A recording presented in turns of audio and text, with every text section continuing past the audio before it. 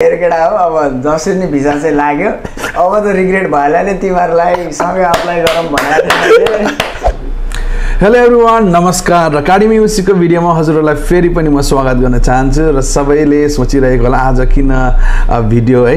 ल्यान्डस्केपमा आयो भनेर हैन, किनभने of course we gonna have one interesting podcast with one of our successful candidate Suraj BK. उहाँको चाहिँ लाइफ स्टोरी एकदम इन्स्पायरिङ छ र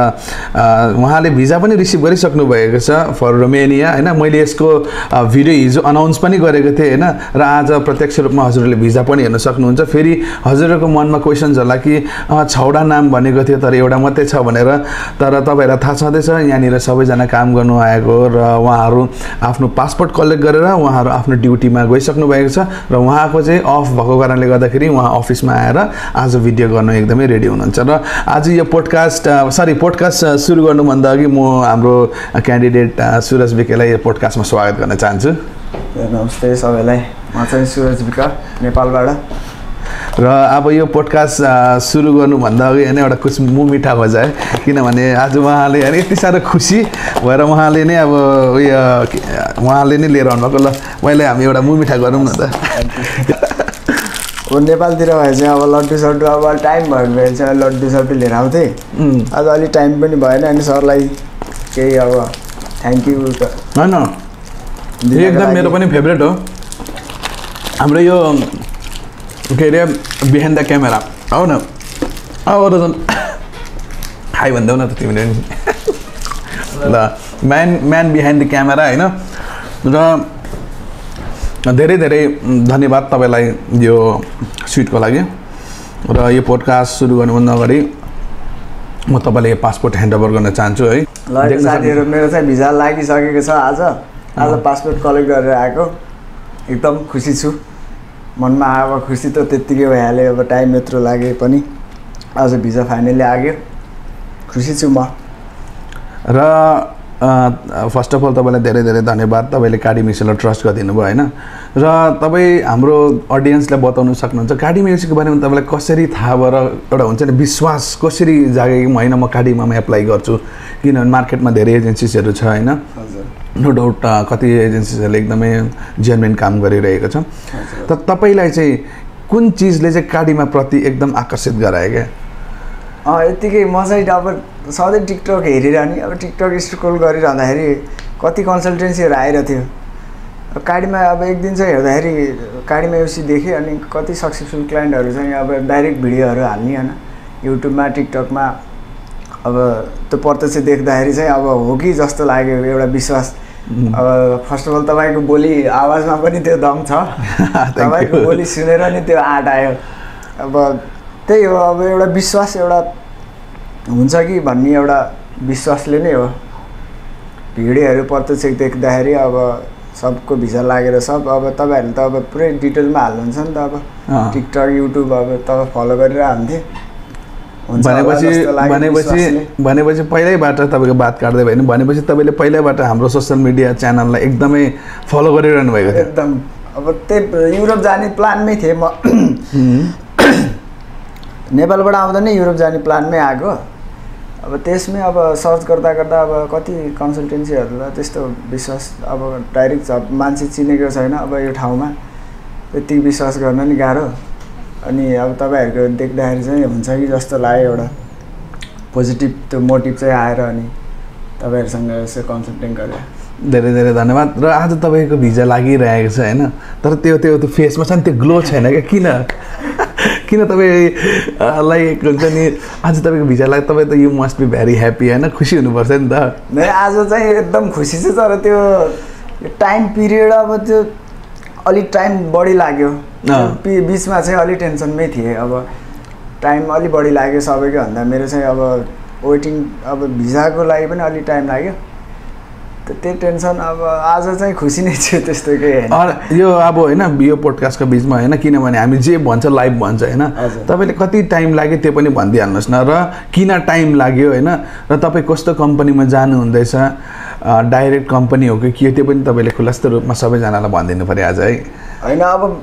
सुरुमा प्रोसेस गर्दा चाहिँ अब छिटै हुन्छ जस्तो लागिरहेको थियो, छिटै हुन्छ गइहाल्ने भन्ने हुन्छ नि त अब छिटै गइहाल्ने युरोप छिरिहाल्ने भन्ने हुन्छ अब त्यो आफूले सोचेभन्दा अलि टाइम चाहिँ लाग्यो म्याक्सिमम् 10 महिनाभित्रमा काम चाहिँ भयो म चाहिँ 6-7 महिनामा 8 महिनामा हुन्छ होला भन्ने त्यो थट्समा थिएँ तर यस्तो हो नि त तपाईले 8 महिनामा एम्बेसी फेस गर्नुभएको थियो है 8 महिनामा उहाँको अलमोस्ट जुन एउटा रेसियो छ भिजा रिलिज हुने टाइम फ्रेम छ त्यो हेर्नु पर्दाखेरि चाहिँ खास 9 महिनामा हुनु पर्थ्यो तर अनफर्चुनेटली तपाईहरुको ब्याचमा चाहिँ 2 महिना लाग्यो भिजा रिलिज हुन है सबैजनाले सुनिराख्नु होला उहाँहरुको ब्याचमा चाहिँ 2 महिना लाग्यो भिजा रिलिज हुनु तर यो चाहिँ एउटा हुन्छ नि यो सधैँ यही रुल्स हुन्छ भन्ने चाहिँ छैन है किन भन्दाखेरि कहिलेकाहीँ उहाँहरुकै साथीहरु कतिजनाले 1 महिनामा पासपोर्ट रिसिभ गरेको छ मेरो अगाडिको लडको पनि 1 हप्तामा आयो भनेर पुरै डिटेल्स हालिरहनु भएको थियो म्यामहरुले टिकटकमा नि त्यो देखिन्छ किनभने हामीले एभ्री अपडेट दिइराको हुन्छ मेरोमा चाहिँ अलि टाइम लाग्यो त्यो टाइम लागे पनि अहिले खुसी छु भिजा फाइनली लाग्यो टाइम लाग्यो भनेर आत्तिन चाहिँ नहुँदो रहेछ भित्र आफूलाई चाहिँ त्यो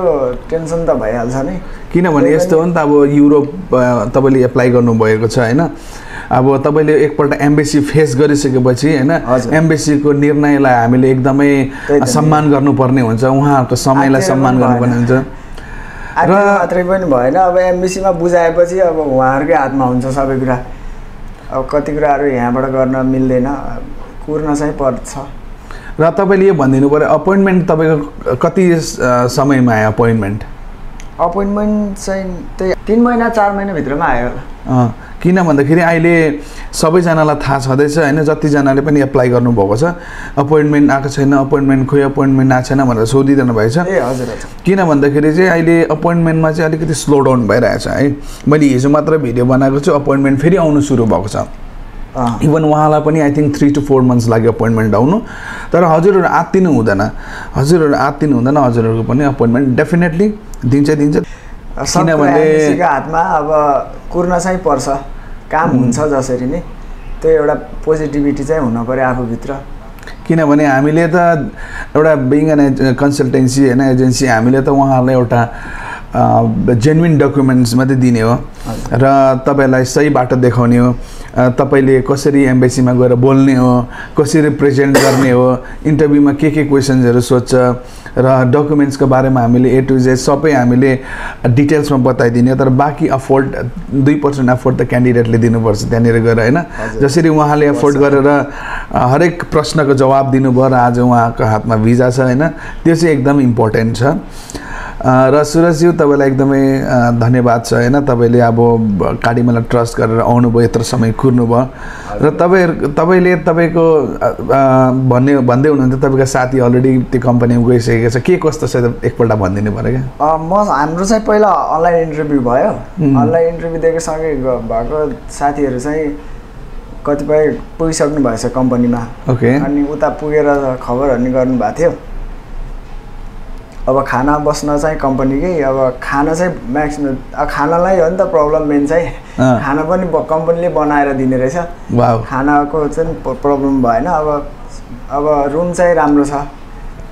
अब फेरि बस्न पनि राम्रो गुड लाग्यो मलाई चाहिँ फिडब्याक हेर्दा चाहिँ अब यस्तो सबैजनाले फेरि सोचिरहेको होला यो पोडकास्टमा चाहिँ अब के अरे हामीले जस्तै उहाँले खाना कम्पनीले दिन्छ भनेर भन्नुभएको छ हामीले यसलाई पब्लिसिटी गरेको चाहिँ होइन उहाँको कम्पनीले चाहिँ खाना बनाएर दिन्छ तर अरूको कम्पनीले चाहिँ दिँदैन फेरि र अरूको कम्पनीले चाहिँ फुड अलाउन्स दिन्छ है अरूको कम्पनीले चाहिँ फुड अलाउन्स दिन्छ र केटाहरूले त्यहीँनिर त्यो फुड अलाउन्सलाई पैसा कन्ट्रिब्युट गरेर एकअर्कासँग मिलेर खाना आफै पकाएर खान्छ र उहाँको कम्पनीमा चाहिँ कम्पनीले आफै कुक राखेको छ बफेट सिस्टम हुन्छ हैन खाना चाहिँ उहाँलाई बनाएर दिन्छ किनभने त्यहाँनिर उहाँको साथी इभन मेरो पनि क्लोज फ्रेन्डहरु त्यहाँ अलरेडी गइसकेको छ काम गर्दैछ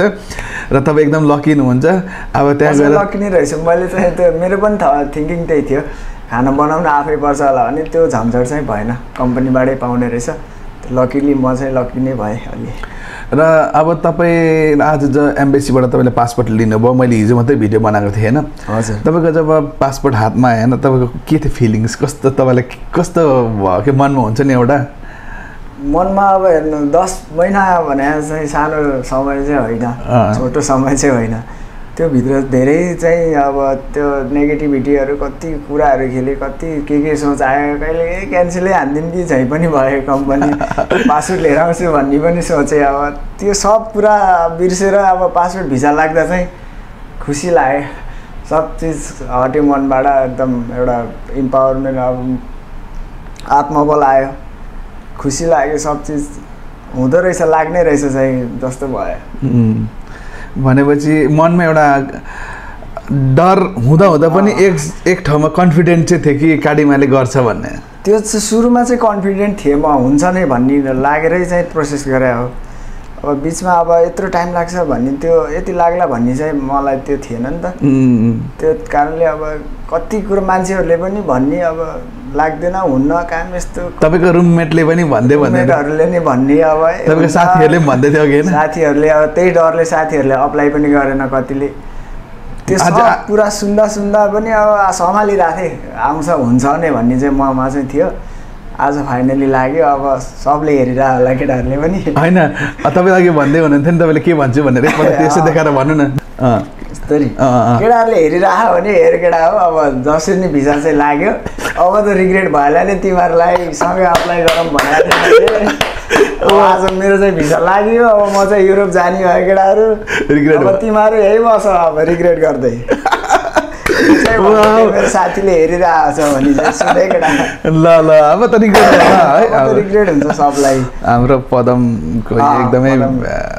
फेमस होइन एकदमै ट्यालेन्टेड आर्टिस्ट यो चाहिँ भन्छु भन्ने थियो कि मैले यो भिसा लागेपछि चाहिँ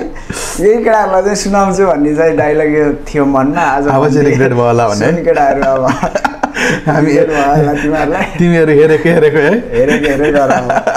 ल एकदमै अब किन हेरेको लास्टमा एउटा क्वेसन गर्न चाहन्छु तपाईँलाई आज जब भिजा आयो तपाईँको हातमा होइन माइन्डमा फर्स्ट क्लिक हुन्छ नि मैले सबलाई सोध्नु तपाईँले कसलाई सम्झिनु भयो नै म चाहिँ एकदम पुरै त्यो फ्यामिली ब्याकग्राउन्ड चाहिँ एकदम नाजुक छ अहिले चाहिँ ठिकै छ आमा एक्लै हुनुहुन्छ घरमा एकदम आमाको याद आयो चाहिँ पासपोर्ट होइन आज भन्दा नि हिजो सरले फोन गर्दा ल भिजा लाग्यो सुरज सर भन्दाखेरि त्यति बेला चाहिँ आमाको याद आएको थियो आज चाहिँ अब पासपोर्ट लिन जाँदा यसरी हेर्दाखेरि पनि आमाले चाहिँ भनिरहेको थियो आमाले बहुत पिर गर्नुभएको थियो अब चाहिँ खुसी हुनुहुन्छ होला मैले हिजै भनिसकेँ खुसी हुनुहुन्छ र हामी पनि एकदमै इमोसन छ यो कुरामा जब वेन इट कम्स आमा होइन जब आमा भन्ने शब्द नै यस्तो पावरफुल शब्द छ कि अब त्यसको कुनै चिजसँग तुलना नै गर्न सकिँदैन नि त र म यो भिडियोको मार्फत होइन हाम्रो सुरजजीको आमालाई यही मेसेज दिन चाहन्छु कि तपाईँले पनि यो भिडियो हेरिरहनु भएछ भने तपाईँ अब आत्तिनु पर्दैन चिन्ता नलिनुहोस् तपाईँको छोराको भिजा लागिसकेको छ जेन्युन भिजा पक्कावाला भिजा तपाईँ चिन्ता नगर्नुहोस् तपाईँको छोरालाई एयरपोर्ट पठाएको भिडियो पनि मैले हाल्छु र पिकअप गरेको भिडियो पनि हाल्छु र उहाँलाई त्यहाँ पुऱ्याएर उहाँले खाना खाँदै गरेर इभन म सबै म कभर गरेर हाल्ने क्षमता छ र म गर्छु किनभने मैले जेन्युन काम गरेको छु तपाईँ चिन्ता नलिनुहोस् आमा तपाईँको छोराको अब युरोप चाँडोभन्दा चाँडो उड्नेछ मलाई आशा राख्छु तपाईँहरूको जति पनि दुःखको दिनहरू थियो त्यो सबै जाओस् राम्रो सुखको दिनहरू आओस् होइन तपाईँको फ्यामिलीमा खुसी हर्ष छाओस् यही भन्न चाहन्छु र तपाईँलाई एकदम फेरि लास्टमा धेरै धेरै धन्यवाद र काडिमेयुसीलाई जतिजनाले पनि यो भिडियो हेर्नु भएको छ भने काडिमेयुसीलाई अब वहाँ गएर पनि म त फिडब्याक दिने हो नि त अब वहाँ गएर पनि राम्रो नराम्रो म भनिहाल्छु अब युरोप गएपछि टिकटक चलाउने भ्लग गर्ने त ट्रेन्ड नै छ अब मेरो पनि भ्लग आउँछ त्यति बेला म फिडब्याक दिन्छु कम्पनीको वहाँ कस्तो छ के छ एकदम सब भन्नेछु तपाईँहरूको आँखा अगाडि विश्वास गर्नु होला त्यति बेला चाहिँ हेरेर हो रहेछ भन्ने चाहिँ लागोस् तपाईँहरूलाई त्यही नै हो र हेरिरहनु होला उहाँलाई पनि फलो सब्सक्राइब गर्नु र अर्को कुरा कसरी भेरिफाई गर्ने भन्ने कुरा पनि आएको थियो होइन त्यो मैले अघि छुट्याएछु